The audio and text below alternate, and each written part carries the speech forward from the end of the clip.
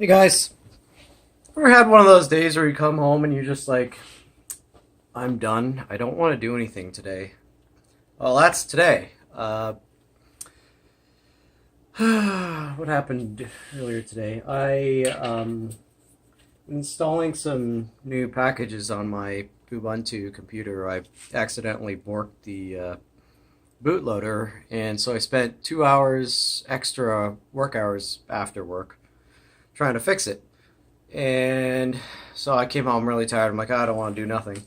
But guess what I got in the mail? Speakers. As this Asus, let's see if I can find the, is it written here? Nope. Anyhow, this is a Asus VG248qe. And there are other videos out there about how to take apart Asus monitors, but not this particular monitor. So I thought, okay, well, this is an opportunity to do that. So I'm going to do it. And the purpose is obviously the speakers in this one are blown. So whenever you turn on anything, or like even the slightest voice, it sounds like someone's talking through a bag of rattling rice in a tube or something, you know.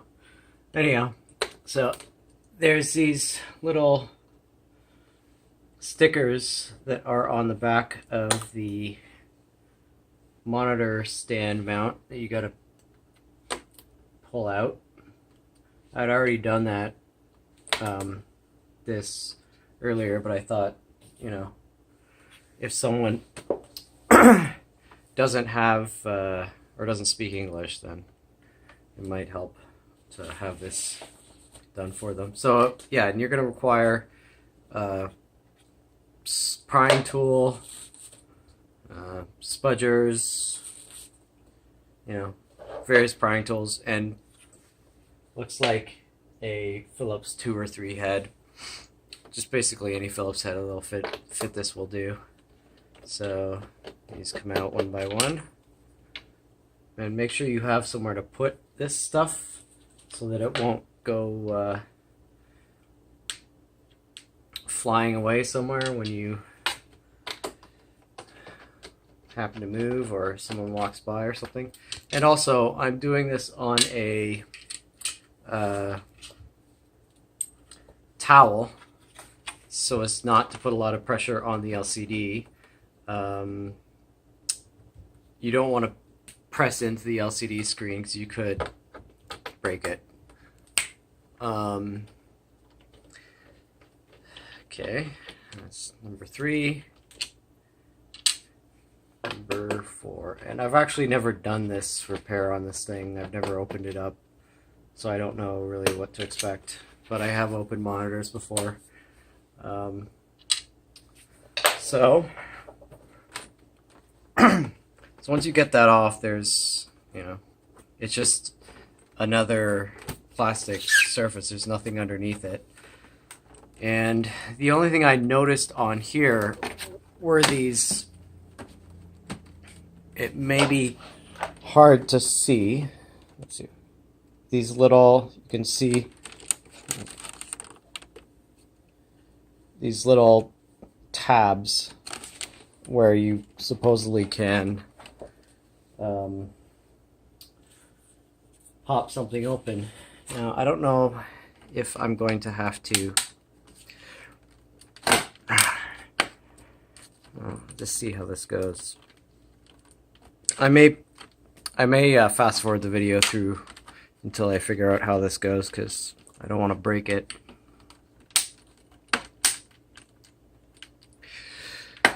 Okay, yeah, it looks like you lift it up and then it will pop open.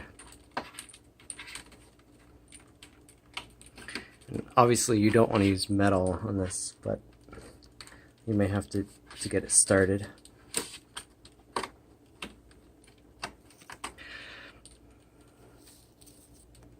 There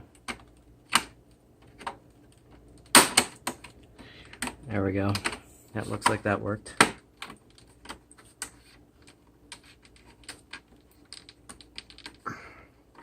Stick that in there.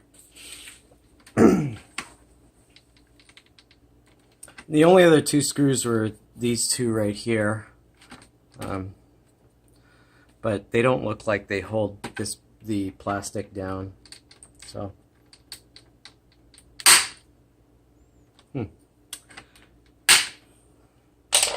okay.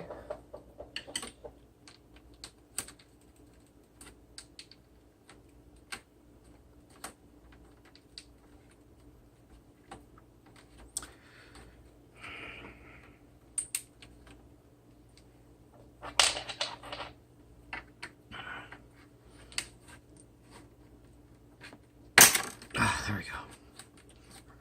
A satisfying click. So it looks like there's two major tabs here and here. So it looks like this is going to be exactly the same way all through the monitor. Okay. Okay. And you got to kind of be careful of the OSD buttons there.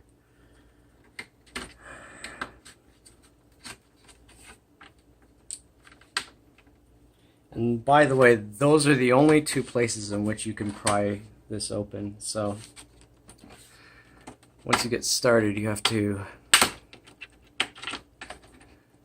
move it around. And this is a lot of fighting and effort, so.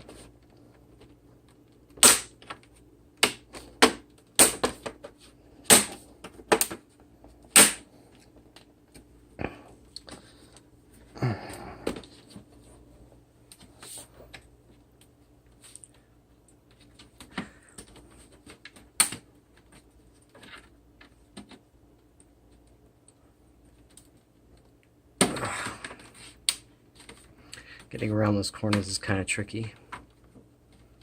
I don't want this video to be too long, but this monitor is not really cooperating.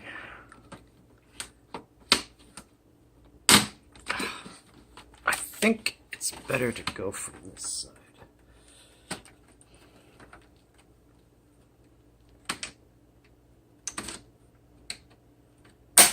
There we go. Yeah, you gotta be careful not to pull that OSD cable off and pull that out. But again, you don't want to put your fingers too much on this when you're doing it. Not like I just did. You don't want to break the monitor before you have a chance to see the fixed result. Okay.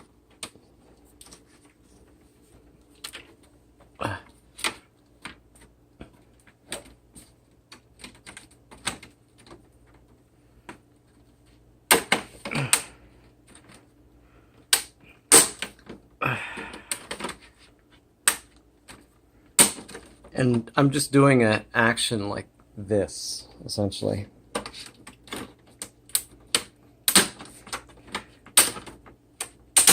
Oh, okay, and there, the back just comes right off. So you're going to want somewhere to put the plastic pieces so you don't break them. Okay, this looks like actually it will be fairly easy. So here you have the OSD buttons. The speakers are here. Not sure what that is. It's probably something having to do with converting the display. And yeah, you gotta watch those OSD buttons. Okay, so yeah, I guess if you wanted to, those screws don't really look like they do much, but there is a piece of tape here that you can plug stuff with.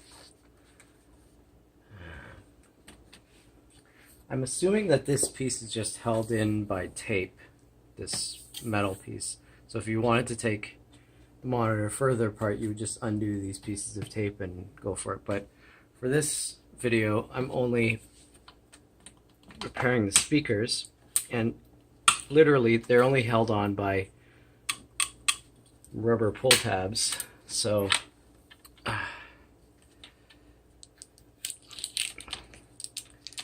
save that tape where it is so I remember where it goes and work those out. You just literally, you could yank them out.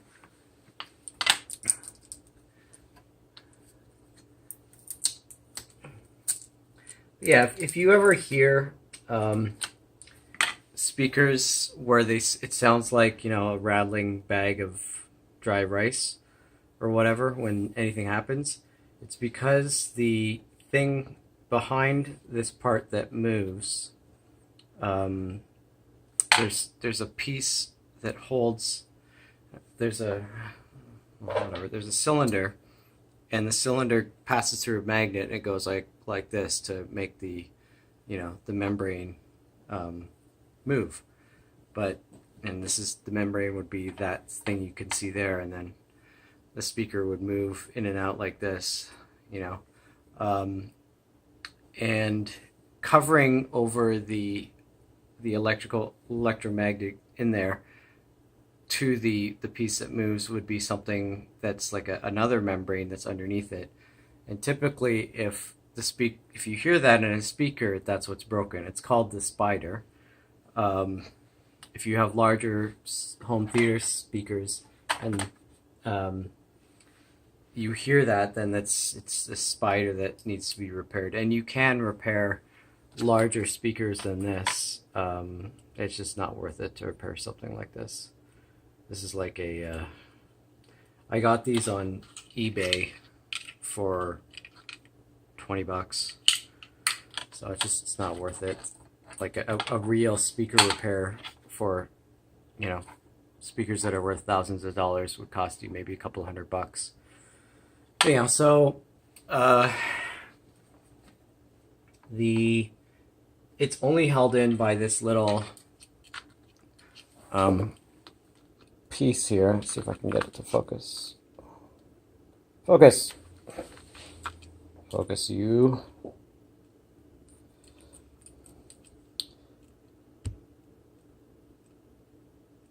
There we go. It's only held in by this little piece right here. And that's the downside, this is the upside. So, focus. So all you have to do is pull on the two ends with your fingernails, or if you don't have fingernails, use a pair of tweezers. Make sure not to pull behind it, because you're basically going to rip the thing off the board, just like I did there. And these get filed away in G for garbage. And then you put this back on. So let's see, how did that go? Okay, yeah. So let's put the far one on, just because.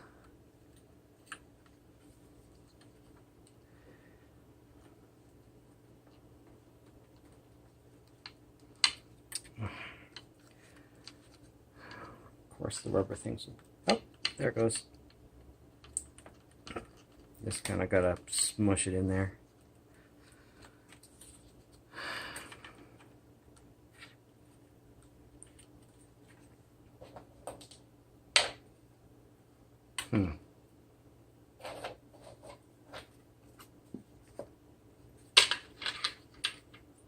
Yeah, there it goes. Oops, excuse me. It looks like it has a, right there it'll have a diagram of exactly where it goes.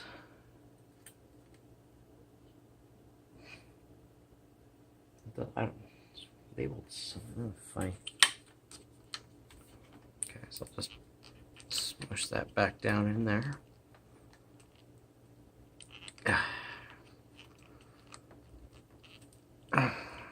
You're literally just putting one of these little feet, jamming one of these little feet into it. It's got a little thing there. Yeah. And then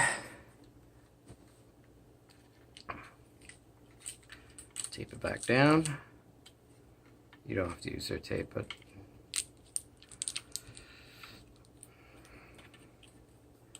it's never going to go anywhere anyways. It almost looks like cheap packing tape. And then you plug her back in.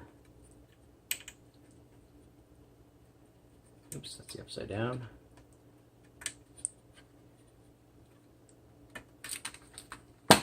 So I just did something like this here.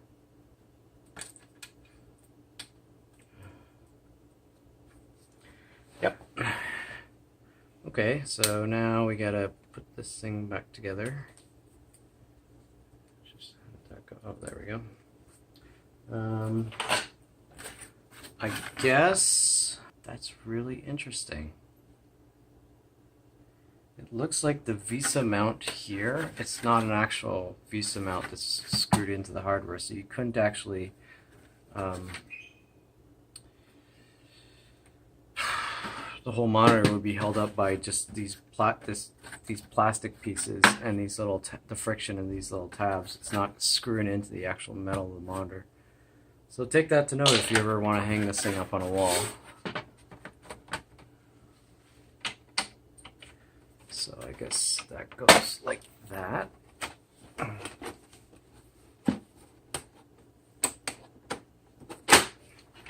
Woo.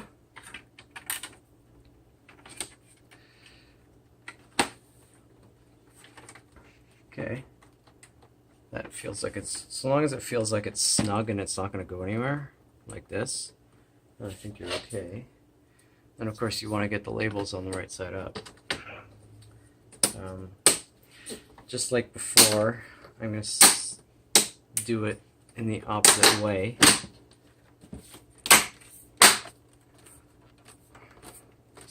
Well, that was easy. Okay, put it back down on the towel. Position. Turn this. Okay. And I didn't use a anti-static wrist wrap this time because I wasn't really touching anything vital. This is all pretty much plastic. I mean, I guess I could have shocked the motherboard, but I didn't really touch anything metal.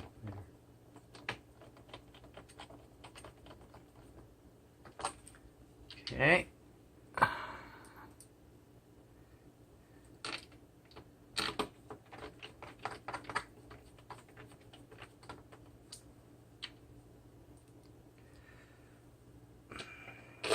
I actually have like this monitor. It's 144 hertz. I got it a few years ago on sale, and it's actually not bad for now for the prices of graphics cards and memory and all that. Getting a 4K monitor to play games in 4K at 60 FPS is just not realistic. It's too expensive. So yeah, you just screw those in.